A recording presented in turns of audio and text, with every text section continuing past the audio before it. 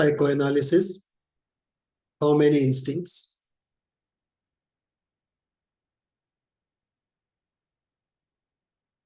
Our discussion today will be a clarification and development of Freud's third model of the mind, the model of life and death instinct, eros and thanatos. Freud's third model of the mind is not popularly known as the third model of the mind. Conventionally, only two models of mind are talked about. One is the topographical model and the structural model.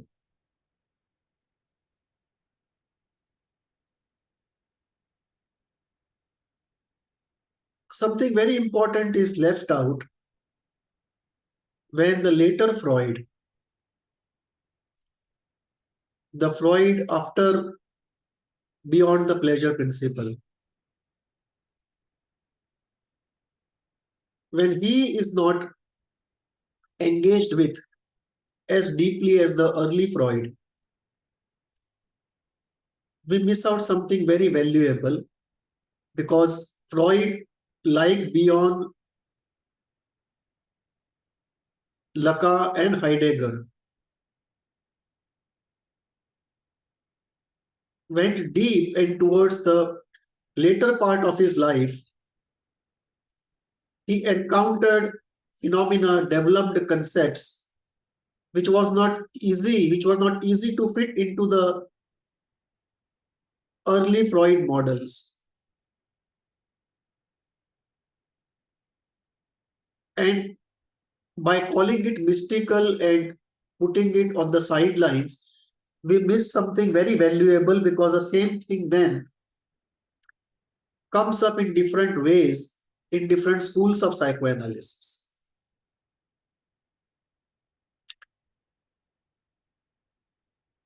Our discussion today will start with Freud's idea of two instincts, the life instinct and the death instinct. Then we will go into clarification of the concept and see within the Freudian model, within the Western psychotherapy model, if we clarify Freud's concepts, delineate them finely, how many instincts we end up with. And if we were to bring in Eastern psychophilosophy and create a model of the mind and come back to the same concept of instincts in the Freudian context of eros and thanatos, how many instincts we end up with.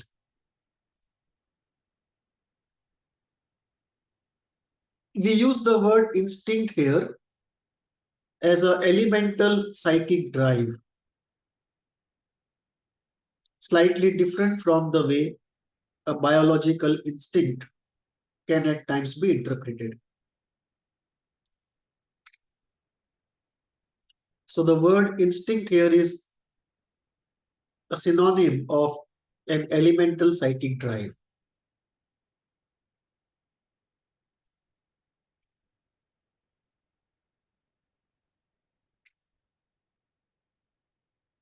Let us go over Freud's concept of the two instincts.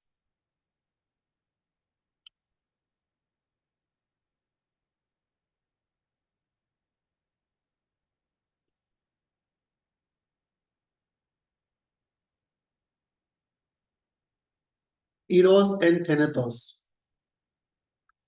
Freud used the word life instinct and death instinct, or life drive and death drive, or life force and death force, or eros and thanatos, not as strictly speaking instincts, rather than as category of instincts. There are two ways of looking at it. One, Freud used it strictly as an instinct, that you have two elemental instincts, life instinct and death instinct, and life instinct branches out into many psychic tendencies and characteristics, and the death instinct also branches out into many psychic characteristics and tendencies, and often they attenuate each other, they couple up, often they get decoupled and come up in their raw, intense form. So the life instinct can independently operate, the death instinct can independently operate, but most of the time they operate in confluence of different proportions. That is one way to look at Freud's model of eros and thanatos. Two elemental instincts branching out, operating independently as well as in confluence. Second way to look at Freud's model is to look at eros and thanatos as categories of instincts, where one group of fundamental psychic entities is put under eros because there is some commonality between all those entities. Another group put under thanatos because of commonality of those entities. And the way the group division happens, on eros side you have all the positive entities, on the thanatos side you have the negative entities. So if we look at eros, what falls under the category of eros, and if we look at thanatos, what falls under the category of thanatos? And actually, if we look the way Freud has used eros and thanatos at various points, it becomes difficult to really accept eros and thanatos as two instincts, elemental instincts from which everything emerges out, branches out. Although Freud did not say it, but the way there is lack of consistency, lack of coherence in all that falls under eros, and similarly a lack of coherence and a lack of alignment and consistency in all that falls under thanatos. There is just too much of heterogeneity within eros, the basket of eros, and there is too much of heterogeneity in the basket of thanatos. And therefore, it is safer, or rather seems more logical, to treat eros and thanatos as category variables, and in each category you have a group of elemental variables. So when we talk of eros as a category of instincts, within this category what falls is the instinct for survival, instinct for pleasure, instinct for doing creative work, or doing anything creative, anything constructive, anything artistic, sorry. The instinct for doing anything constructive, the positive instinct. The instinct for care of self or the other or any equipment or anything.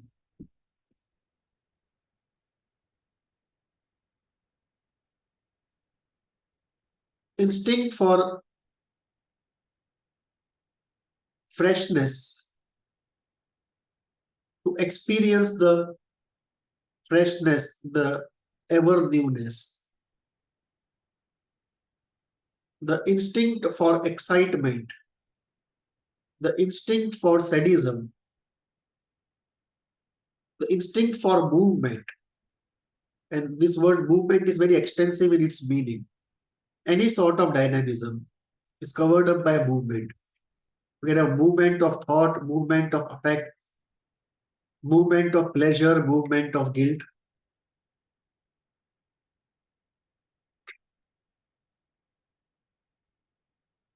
The instinct of integration.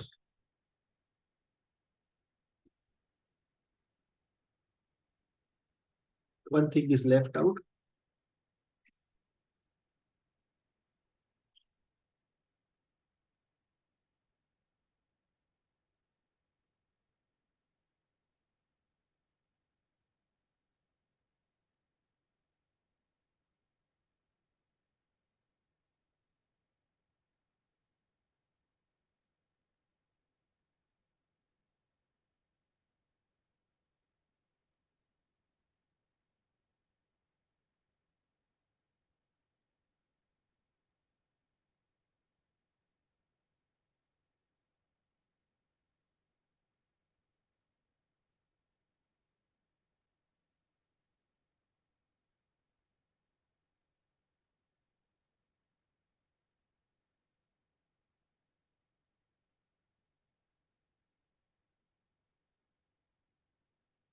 The instinct of sadism, instinct of movement, the moral instinct of guilt and shame. The instinct for integration and self-development, and the instinct for evolution of the species, which goes both into survival of the species as well as evolution of the self and evolution of the species. An exact opposite of it, we can put in thanatos or death drive. So in eros, if we have the instinct for survival, in thanatos, we have the instinct for death, the movement towards death. If in eros, we have a instinct for pleasure, we have an instinct for suffering. In a sense, the eros and thanatos, they create two ends of a continuum, two ends of a balancing continuum. And on this continuum, every personality is at some point, if we put an overall single point.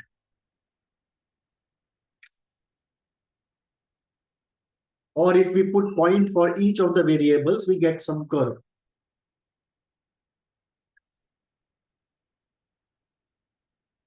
Reminds me of the curve we used to get on self-image, brand image congruence when I used to be in the brand management area. We can get a curve of two people on this continuum and see how much who is on the side of eros, how much who is on the side of thanatos overall, and on each of the parameters, and where therefore work and movement is needed. So this is the classical understanding of eros and thanatos. If we read Freud, if we read cases, if we read discussions of the post-Freudian literature, we can see all these entities directly or indirectly being used under the category word eros, and all these entities used under the category word thanatos. And eros and thanatos have been unfortunately stretched beyond prudence to include all these heterogeneous variables. There is no way one term can actually stretch over all these variables, or one term can branch out into all these variables. But this is the way classically the word eros and thanatos were very liberally used to mean different things in different contexts, to cover up different elemental psychic entities in different contexts, and often as being the most elemental entities themselves.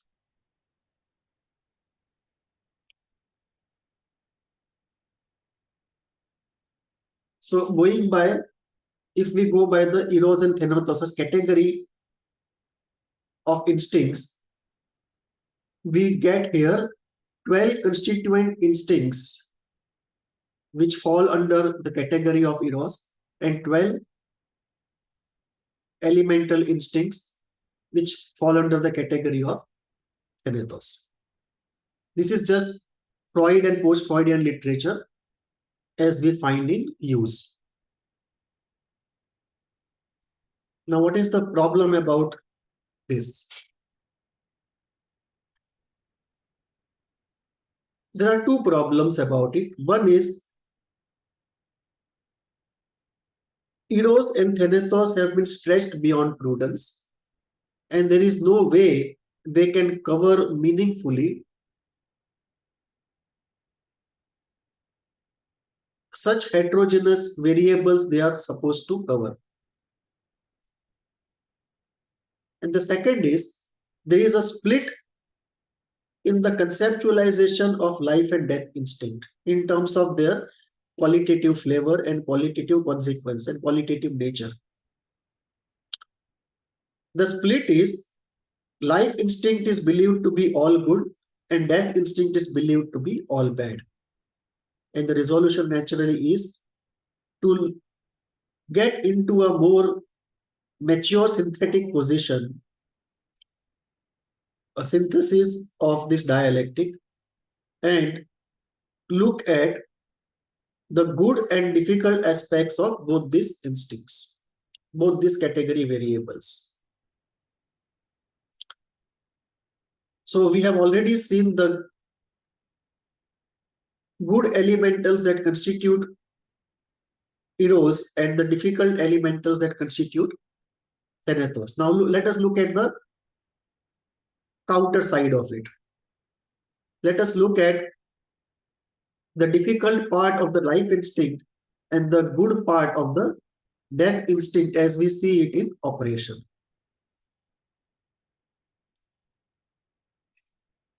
The difficult part of life instinct is related to effervescence, and effervescence can easily lead to disintegration anxiety or actual disintegration and cognitive difficulties because of that disintegration. Excess of life energy without any death energy will lead to problems of stability. It will be just too fluid and just keep flowing without any control. It will lead to problem of structure. No enduring structure can exist with only life energy because the flow is too high.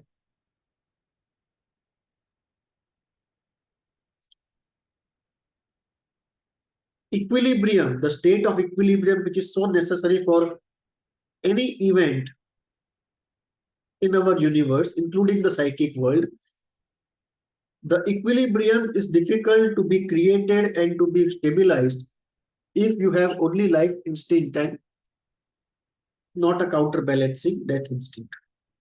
If you just have flow, just have movement and no inertia. If equilibrium cannot be maintained, processes which are so necessary cannot happen, and events which are so necessary cannot happen the way we see them. So this is the difficulty of a pure life instinct without a counterbalancing death instinct. Look at the good part of the death instinct. It provides stability, provides an anchor of inertia to give us refuge from disintegration anxiety. It provides consistency to a mindless fluidity of the life instinct without control if it goes. Provides us with reliability by virtue of a repetition, by virtue of providing us a promise that consistency will be maintained, because repetition is very necessary for consistency. And to keep something which is gained, to make the gains permanent.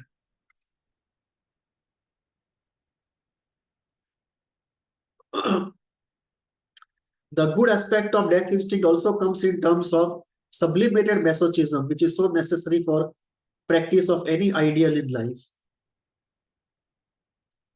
Very few ideals involve enhancement of pleasure.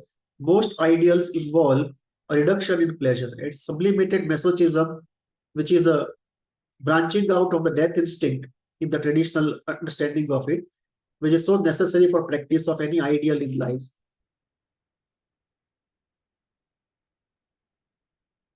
Death instinct provides solidity, concrete intensity of experience, which is why many people return to the depressed state, because they find it very intense, very authentic, and they find a safe anchor in that dark solidity.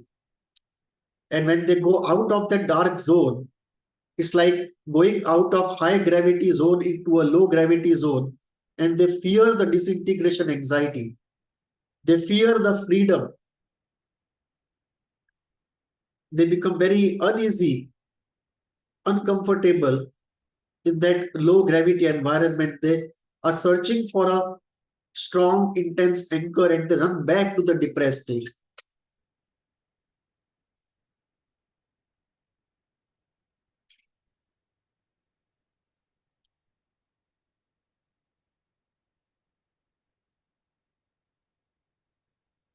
This running back to the depressed state in search of a concrete anchor is a different movement than going back to depression because of masochism. Both are movements back into depression, but the reasons are different.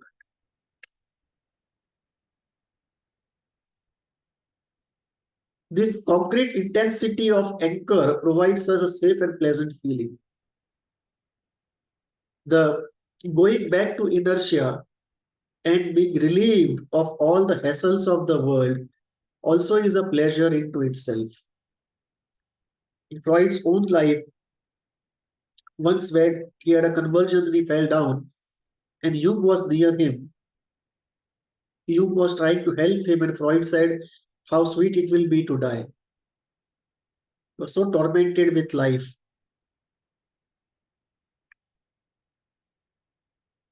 And this sweetness is the sweetness of death, the sweetness of the death instinct, the sweetness of the inertia, which is a relief, a freedom from the tormenting hassles of life and reality.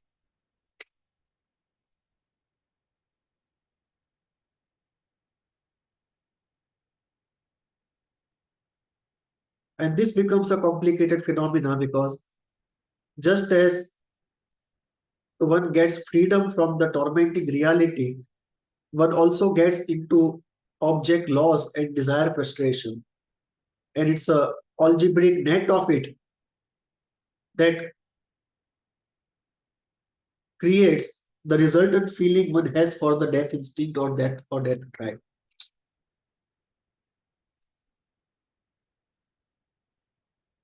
Death instinct, the good part also is, because of the tendency of inertia and repetition, it allows for perpetuation, constancy of the evolutionary gains and the gains of psychological self-development. So at the level of race, the perpetuation of evolutionary gain, and at the level of an individual, perpetuation of psychological gains of self-development. Death instinct is also very necessary because of inertia and repetition, that it allows for, it becomes the foundation for any law. So the constancy of any law needs a stability. And in that sense, the inertia and repetition and intelligence combined in nature, they become the foundation for operation of any law. And the law itself, we don't know where it comes from. It becomes, in a sense, innate or of a Platonic category.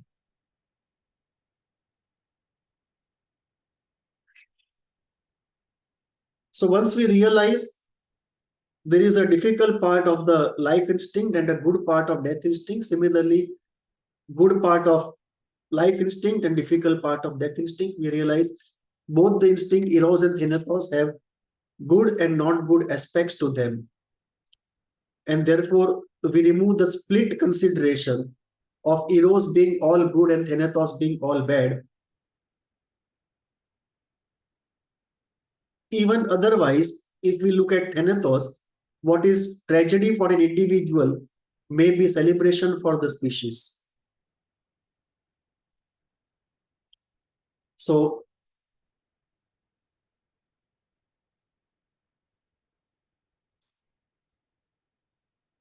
once we remove this conceptual split approach to Eros and Thanatos, we realize there are good and not good aspects of both, and both of them work in confluence for psychic phenomena in different proportions.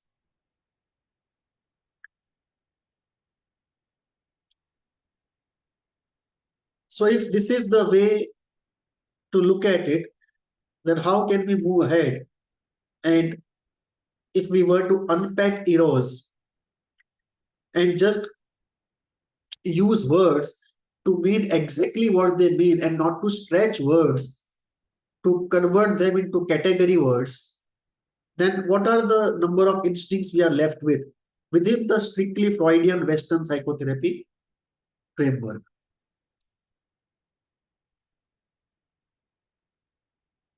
If by Eros we mean only the survival instinct, let me just put it survival instinct.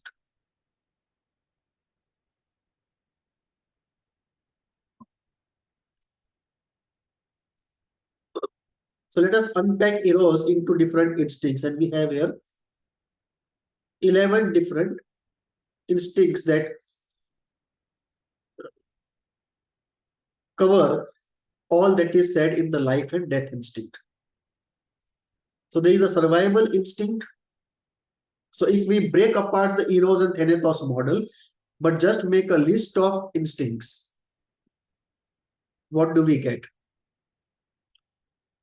Survival instinct, which is at the root of our immune system and keeps us going. Death instinct, which is at the root of our aging and finally death. Pleasure instinct, which keeps driving us towards pleasure. Instinct to suffer at the root of our masochism.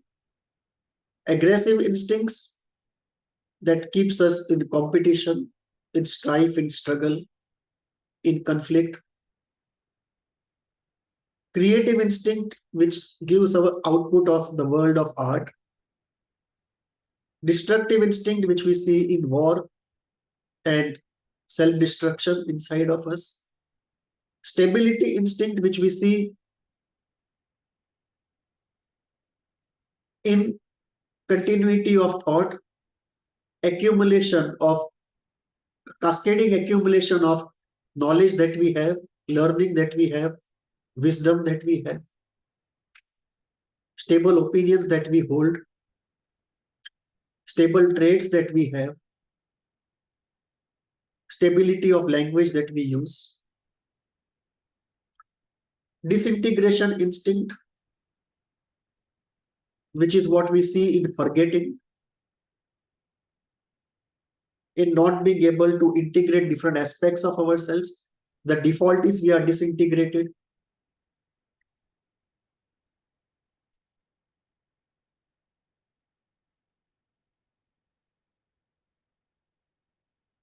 There should be an integration instinct also.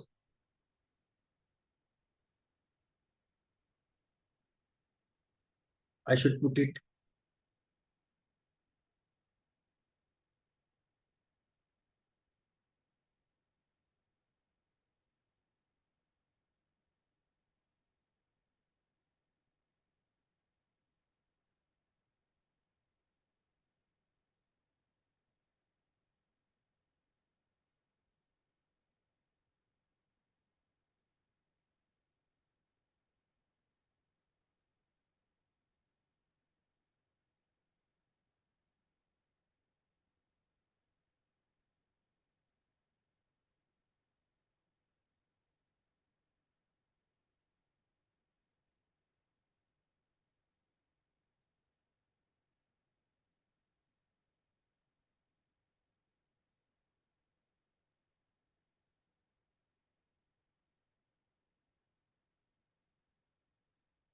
So there is a survival instinct, a death instinct. We can have pairs, survival and death, pleasure and suffering, aggression, aggressive instinct, and a compassionate care instinct.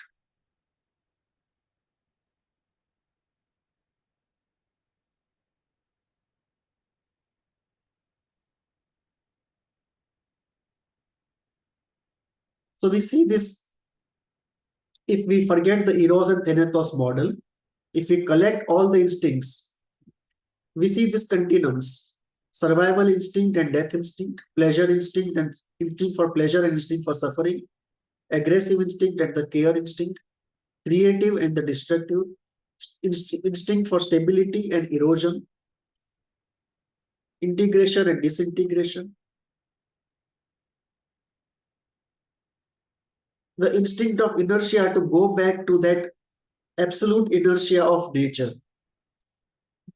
So from inertia, nature has come to matter, from matter to life, from life to mind. And now there is a pull to go back from mind to life, life to matter, and from matter to absolute inertia. Absolute cessation of all movement, absolute inertia, absolute darkness. In a way, absolute cold peace. Not the warm peace of enlightenment, but the cold peace of inertia. The moral instinct and the evolutionary instinct. And some of the instincts, like for example, creative and destructive, stability and erosion, integration and disintegration, these are not only found in the psychic world, they are also found in the physical world.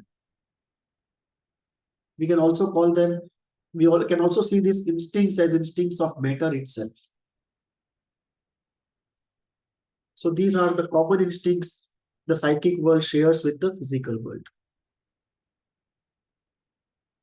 So if we forget the Eros and Thanatos model because of the difficulties, and if we make a list of instincts, we come to a list of 15 instincts. And as I said, instinct to be taken as synonymous with elemental psychic drive. So these elemental drives then would branch out into many elements individually. So there would be branching of each of these elementals, and also these elementals interacting with each other and then creating branches. So this would be one resolution within the Western psychotherapy tradition. We end up with 15 instincts. If we go into the Eastern models of the mind, Eastern psychophilosophy, we end up with slightly more number of instincts instead of, yeah.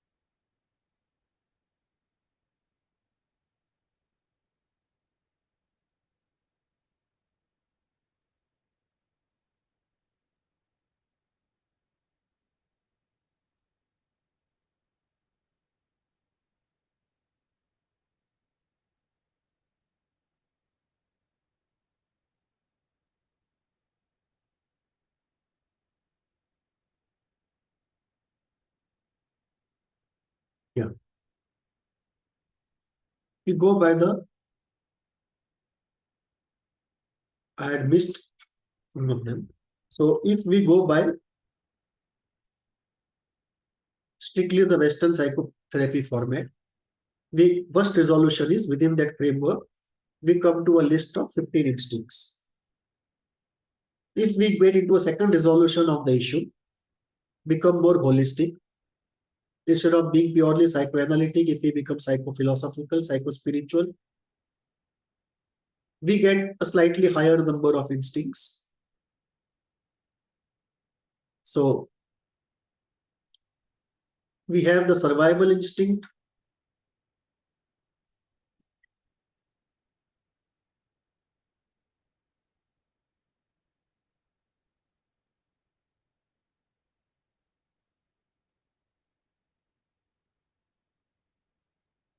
the numbering seems to be a problem.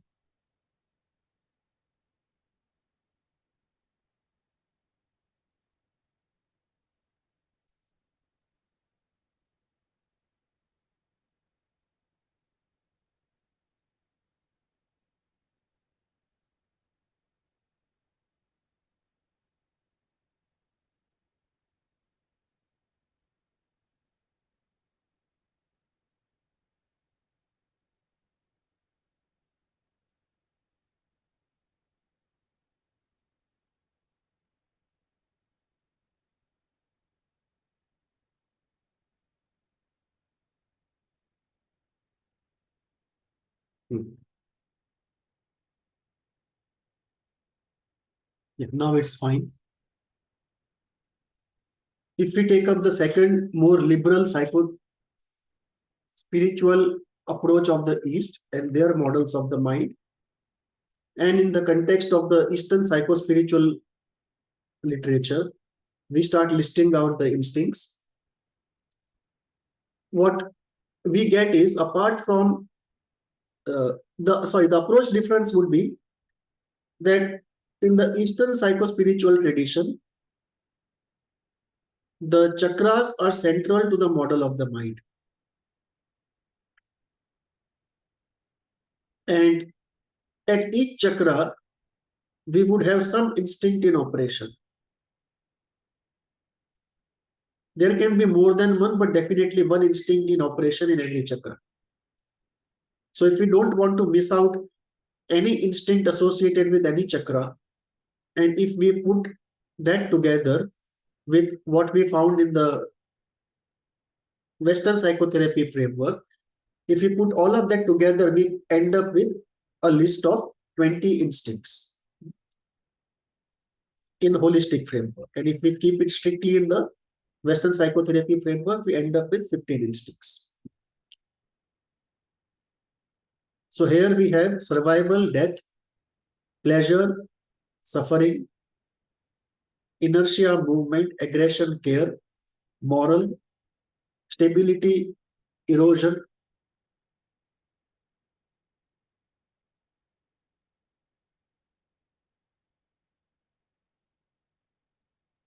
There is one left out still.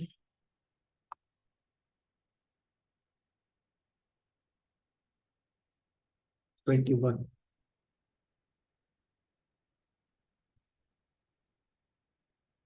Stability, erosion,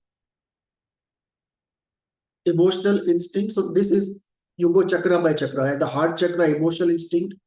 Agnya chakra, knowledge instinct. Throat chakra, creative instinct. Power chakra, power instinct is at Muladhara. Integration instinct, destructive instinct, evolutionary instinct, and then fulfillment, mystical and spiritual. These three, they come from the spiritual background. Fulfillment is very near to Jung's individuation. And then there is a mystical and the spiritual instinct. The spiritual instinct is towards enlightenment, and the mystical and liberation from uh, the karmic holdbacks and the psychic strangleholds, the psychic strangleholds. And the mystical instinct is to explore the mystical powers and the wondrous and non-normal, rare, fascinating aspects of nature and the laws of nature. So the mystical is between the normal and the spiritual. Some directly go to spiritual, never go to mystical. Even if they go, they come out very quickly. But some remain stuck in the mystical. Some are able to do both. Coming back to our point, if we put the spiritual aspect, we get three more instincts: instinct for fulfillment, the mystical instinct for mysticism, which takes us to mysticism, and spirituality, which leads us to freedom from inner strangleholds, and finally to enlightenment. So we end up here with 21 instincts. So if we ask the question, how many instincts? There are four answers. The first answer is two instincts, life instinct and death instinct. Second answer is life instinct and death instincts are category words. So within them, you have 12 instincts. Within Eros, 12 instincts. Within Thanatos, 12 instincts. Then, if we unpack these two baskets, remove those category collectors, and we put together both the baskets and see how many non-duplicating elemental instincts we find if we put entities of both the baskets together, we end up with 15 instincts.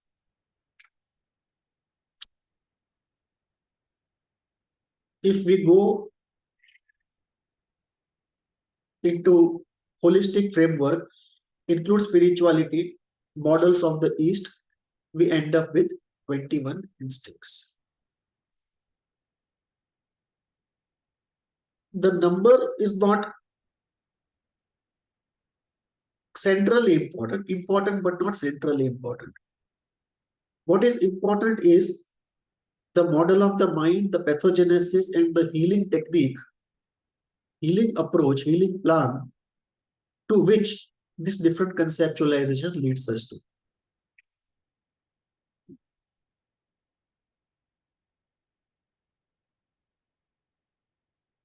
A model which is based upon two elementals can easily become a reductionist model, especially when the two elementals are not such that they seem to really cover all the variables they claim to cover. And in such a situation, a multi-elemental model seems to be a more exact, more finely discriminating, and a more finely elaborative model,